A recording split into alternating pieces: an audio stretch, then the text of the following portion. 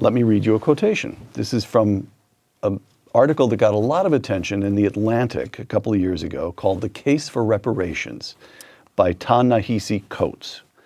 Quote, "White supremacy is a force so fundamental to America that it is difficult to imagine the country without it. Reparations is the price we must pay to see ourselves squarely." Close quote. And Tom Sowell, who actually saw Jim Crow with his own eyes and experienced it, responds how? It would be nice to know his evidence for what he said, just to be old-fashioned about it. No, it was a rotten system. But I don't know how we get from that to reparations. I mean, what we see in the United States in terms of the bad things, you see all around the world. If you were to give reparations to everyone whose ancestors had been slaves, I suspect that you would have to give reparations to more than half the entire population of the globe. Slavery was not confined to one set of races.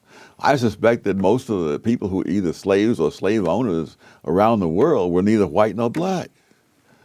I mean, this was a universal curse of the human species. Africa, the Middle East, Asia, slavery took place everywhere. And it continued elsewhere long after it was abolished in the Western countries. All right. Let me try as,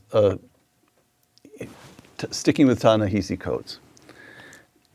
Shelby Steele talks about white guilt. And in Ta-Nehisi Coates, you get almost the counterpart of that, a kind of African-American claim against the white guilt.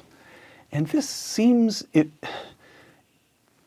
beginning with the abolitionists, even beginning before the Civil War, you see almost every generation, there's some expression that racism and slavery, as Shelby calls it, correctly, of course, the sin of slavery is so deeply, and it's something we still live with. How do we expiate it? How do we get past it? Is there something we can do to relieve ourselves of this legacy?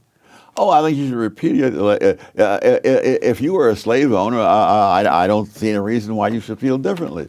On the other hand, I can't get over the idea of A, apologizing for what B did. Okay. Even when they're contemporaries, much less when one is dead and the other is alive. All right. I mean, Scalia, I remember saying, that I owe no man anything because people who look like me did something to people who look like him. Okay. So just get past it. Get to work. Yeah. All right.